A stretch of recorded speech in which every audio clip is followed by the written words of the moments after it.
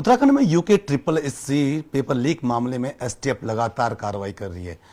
कई जो आरोपी हैं उनको अरेस्टिंग भी कर चुके हैं, लेकिन कई सवाल अभी भी इसमें खड़े हैं। हमारे साथ खुद डीजीपी अशोक कुमार जी हैं, उनसे ही जान लेते कि सर, क्योंकि मामला बड़ा गंभीर होता जा रहा है सर, कई लोग इसमें आरोपी इसमें पकड़े गए हैं, कई नकल के जो छात्र हैं वो भी, उनको भी चिन्हित किया गया। सर किस तरीके से पूरा ये देखने को मिला है सर? क्या कुछ इसमें पूरा आपके पास आया? किस तरीके से आप लोगों ने कार्रवाई की है सर? क्या कुछ देखिए, आप जानते ही हैं कि जब से मामला पुलिस को सौंपा गया है और मैंने उसको एसटीएफ को जांच करने को दिया, तभी से हम इसकी गहराई में जाना शुरू कर दिया है और अभी तक 29 लोग को हम गिरफ्तार कर चुके हैं।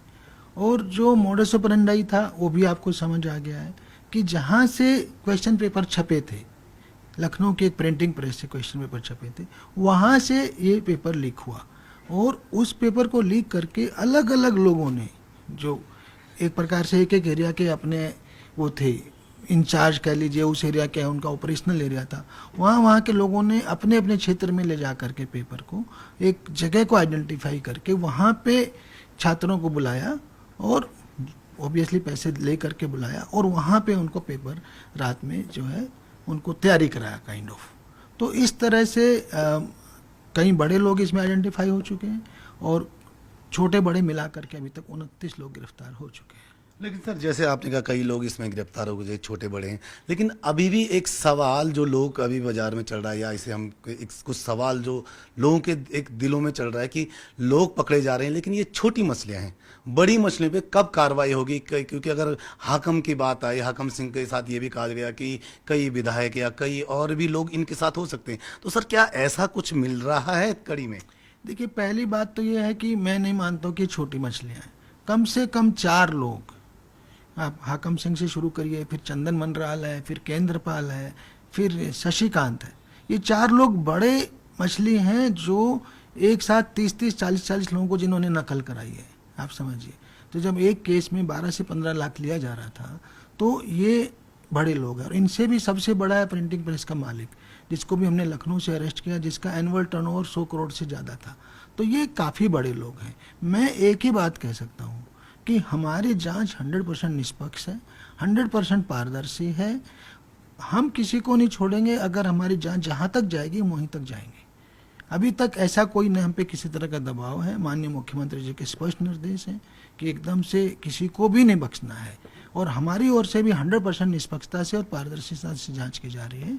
और मैं यही आश्वस्त कर सकता हूँ, हमारे युवा लोगों को भी आश्वासन देना चाहूँगा कि इसमें कोई भी नहीं बचेगा। अगर वो है हमारे पास, अगर किसी का भी रोल है, देखिए फोटो तो कोई भी किसी के साथ खिंचवा सकता है, किंतु उससे उसका रोल प्रूव नहीं हो जाता। ठीक है, पब्लिक फिगर है, उनके साथ कोई भी फोटो खिंचवा सकता है, तो उससे उनका रोल प्रूव नहीं हो जाता। रोल प्रूव होने के लिए मुझे प्रूफ चाहिए, मुझे एविडेंस चाहिए और मुझे जानकारी चाहिए कि यस, इनके कहने पर ऐसा हुआ था, तब जाकर के वो हमारे अभी। बिल्कुल सर, जो कि आपने फोटो की बात की सर, काफ़ी चर्चाओं में भी आपकी साथ भी फोटो हाकम सिंह की रही है। तो सर क्या लगता है कि जो आप उस तो किस तरीके से जानते थे, या अब लगता है सर क्या और भी हाकम सिंह के पीछे कोई और भी कड़ी देखने को मिल सकती है सर, बड़ी? क्या देखिए, मैं तो उसे बिल्कुल ही नहीं जानता। मैं मोरी क्षेत्र में गया था, पहली बार भ्रमण करने गया था, वहाँ फायर स्टेशन, एसडीआरएफ, थाना, उस सब को देखने गया था। मैं जाखोल सांकरी होते वापस आ रहा था, वहाँ रास्ते में इन्होंने मुझे रोक लिया। सर थोड़ी देर मेरी चाय पी के जाए। मैंने कहा चाय पीने का तो मुझे समय नहीं है, उसी में फ़ोटो खिंचवा लिया। उससे ऐसा नहीं है कि मैं उसे जानता, मैं उसे बिल्कुल भी नहीं जानता था। और बाकी लोगों के साथ मुझे अब ये समझ आ रहा है, हो सकता है ये आदमी प्लान करके फ़ोटो खिंचवाता हो, क्योंकि तभी ऐसे लोग अपने क्षेत्र में अपनी वो बनाते हैं ना, एक प्रकार से वैल्यू बनाते हैं कि मैं इनको जानता हूँ, मैं उन राजनीतिक आदमी को जानता हूँ, उस प्रशासनिक आदमी को जानता हूँ। तो हो सकता है उसने मुझे प्लान करके फोटो खींची हो, पर मैं उसे नहीं जानता था। सर ये जो जांच अभी तक चल रही है सर, अभी इस जांच की दिशा किस और बढ़ रही है सर? क्योंकि पहले हम हाकम सिंह को एक बड़ा माफिया मान के चले थे, भर्ती किंग से जानते थे, फिर उसके बाद यूपी के भी कुछ लोग इसमें आए हैं, मनराल जो रामनगर का है वो भी उसमें शामिल हुआ। ये 3-4 लोग बड़े, एक गैंग बड़ा आ गया सर। तो अब ये जांच किस और बढ़ रही है सर? देखिए, जैसा मैंने इससे पहले भी बताया, कुल मिलाकर के किसी तरह ये लोग प्रेस से पेपर लीक कराते थे, और पेपर लीक कराने के बाद अपने अपने एरिया में, जैसे हाकम सिंह मोरी एरिया में करा रहा है, चंदन सिंह मंडराल जो है जसपुर काशीपुर रामनगर एरिया में करा रहा है, शशिकांत कहीं ना कहीं हल्द्वानी और उसके आसपास के उस एरिया में करवा रहा है, जो केंद्रपाल है बिजनौर से सब कुछ कर रहा है। केंद्रपाल कहीं ना कहीं पेपर लीक कराने में भी उसका बहुत बड़ा रोल होता है। तो इस तरह से ये लोग अपने अपने एरिया से कैंडिडेट लाते थे, और उनको क्योंकि ऐसे तो यूपी वाले को तो आसानी से कैंडिडेट मिलेंगे नहीं, ठीक है ना। जो प्रेस का मालिक खुद भी इन्वॉल्व है, उसके भी नॉलेज में था। शुरू में हमें डाउट था कि उसका नॉलेज में है कि नहीं, किंतु उसका रोल क्लियर हुआ तो हमने तत्काल गिरफ्तार कर लिया। तो सब लोग जो है एक प्रकार से ये संगठित गिरोह हुआ कि जिनका टारगेट है कोई परीक्षा हो रही है तो उसका किसी तरह से पेपर लीक कराया जाए। सर, इनका जो रोल है, जो पुरानी जो भर्तियां हुई थी, जिस पे आपने एसटीएफ को भी का जांच दी है, विजिलेंस भी इसमें जांच कर रही है, अगर पुलिस की बात करें दरोगा भर्ती पे भी सवाल उठने लगे हैं सर, तो ये पूरी जो सभी जांचें ये किस तरीके से आगे बढ़ेंगी सर, क्योंकि समय बहुत लंबा हो गया है। देखिए, समय लंबा नहीं हुआ है, हमें पूरा मामले को खुले हुए 1 महीना हुआ है, 1 महीना से थोड़ा ही समय ज़्यादा, और उसमें हमने 29 लोग गिरफ्तार कर लिए हैं।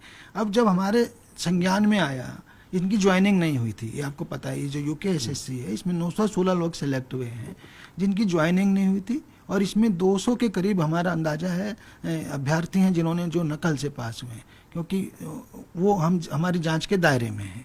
इसके बाद हमारे संज्ञान में आया कि इन्हीं लोगों ने सचिवालय रक्षक भर्ती में भी ये किया है, ठीक है, वो भी उसमें भी पेपर आउट कराया, तो वो भी हमने अरेस्ट कर लिया, उसमें एफआईआर हो गई है। फिर हमारे संज्ञान में आया जो जुडिशरी की कनिष्ठ सहायक परीक्षा थी, उसमें भी कहीं ना कहीं पेपर लीक हुआ है, तो उसको भी हमने जांच के दायरे में ले लिया है। इन्हीं से पूछताछ के दौरान ये भी संज्ञान में आया कि 2015 में जो पुलिस की एसआई भर्ती हुई थी, डायरेक्ट भर्ती 339 लोगों की, उसमें भी कुछ कैंडिडेट जो है नकल से भर्ती होने की संभावना है। संभावना पे हमने, चूंकि पुलिस विभाग का मामला था, तो मैंने खुद रिकमेंड किया कि इसकी विजिलेंस जांच करा दी जाए। माननीय मुख्यमंत्री जी ने उसको विजिलेंस को दे दिया है। तो इसलिए इस प्रकार से जो भी हमारे संज्ञान में आ रहा है उसको हम 100% टेकअप कर रहे हैं। अभी हमारी एक और परीक्षा रडार पे आ चुकी है, ऑनलाइन जो परीक्षा हुई थी अभी, मेरे को किसकी रैंक नहीं मुझे याद आ रहा है, किंतु उस ऑनलाइन परीक्षा को भी हम जांच में आ गई है हमारी, हो सकता है उसमें भी हम जल्दी एफआईआर दर्ज करें, ठीक है।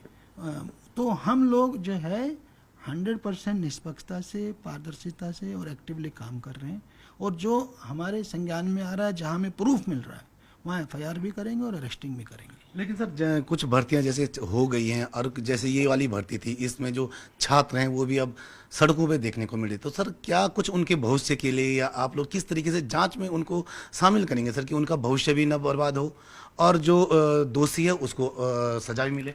देखिए, ये तो आयोग ही तय करेगा, जो भी सरकार से जैसे भी आयोग डायरेक्शन लेगा, ये हमारा काम नहीं है। हम तो ये कह सकते हैं कि इस भर्ती में कम से कम इतने लोगों ने नकल की है या नकल से पास हुए हैं, ठीक है। उनका पॉइंट ऑफ व्यू जायज है, जो बेचारा मेहनत करके आया है युवा और सेलेक्ट हुआ है, तो वो तो उसके पॉइंट सही है, किंतु ये निर्णय मुझे नहीं लेना, पुलिस को नहीं लेना, ये आयोग ही लेगा, और जिनसे भी उनको पूछना होगा उनसे पूछ के लेगा।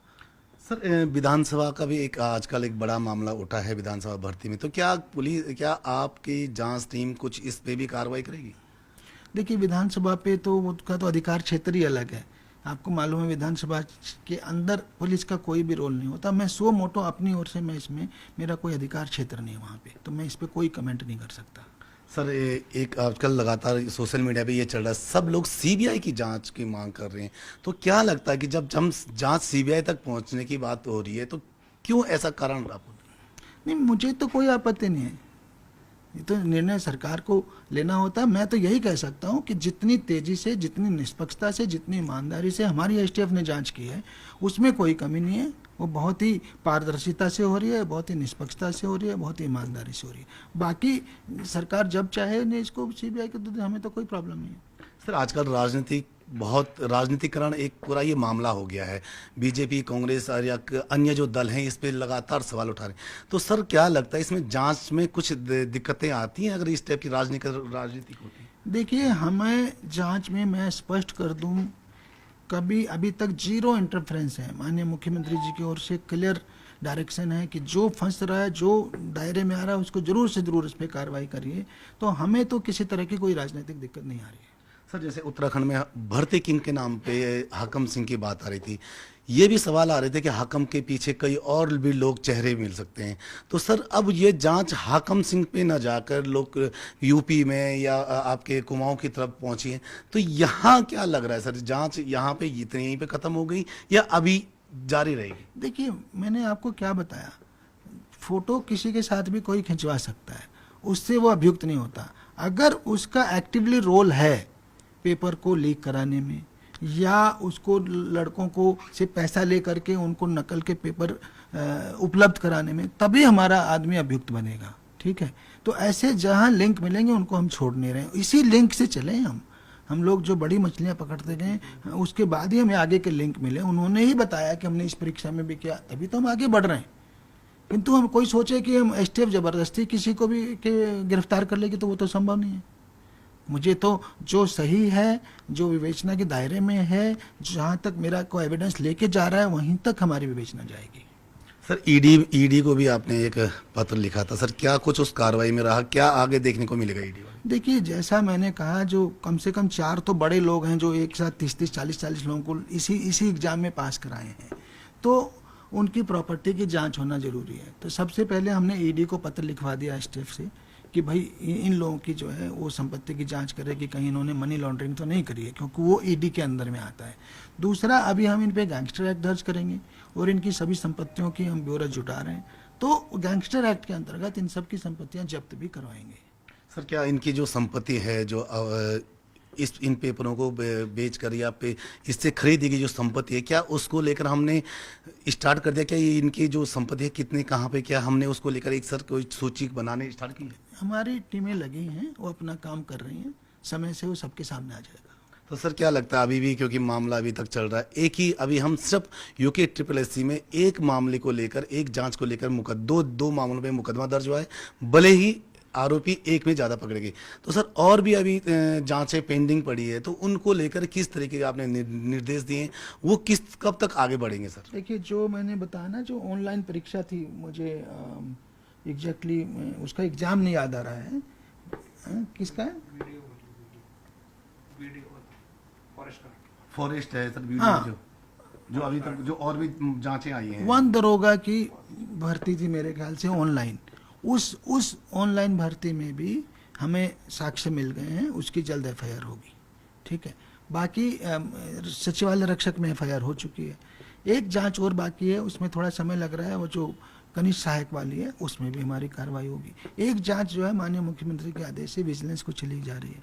ठीक है, और जो एक जांच थी जो विजिलेंस के पास थी, जो 2016 वाली है, तो उसमें भी प्रूफ के हिसाब से कार्रवाई होगी, 100% कार्रवाई होगी। सर सबसे बड़ा एक आया है कि पुलिस का जो एसआई का जैसा जो हुआ था पेपर, उसमें धांधली, सर कितना गंभीर मानते हैं पुलिस में ही इस तरीके के अगर लोग आ जाते हैं?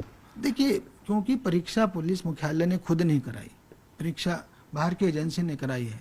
ठीक है, तो डिपेंड करेगा कि उसमें कौन इन्वॉल्व है। जब उसकी गहराई से जांच होगी, इतना तो श्योर हो गया कि कुछ लोग इसमें संदिग्धता के दायरे में, तभी मैंने खुद जांच की रिक्वेस्ट की है। तो विजिलेंस जांच से क्लियर हो जाएगा कहाँ और किसका रोल है। सर अभी भी क्या लगता है, और लोग भी आप पकड़े जाएंगे या क्या स्थिति लगती है? पकड़े जाएंगे, जो दायरे में आ रहा है, जिसका जहाँ तक हमारी चेन ऑफ एविडेंस जो है ना, उसका लिंक चाहिए होता है, वो जहाँ जा रहा है वहाँ तक हम लोग जाएंगे। धन्यवाद सर। ये थे हमारे साथ डीजीपी अशोक कुमार जी, जिनका साफ तौर पे कहना है कि जो भी दोषी होगा उसको अवश्य उस पर कार्रवाई होगी। कैमरा पर्सन राकेश सावत के साथ मैं सत्येंद्र बरतवाल, न्यूज़ 18 देहरादून।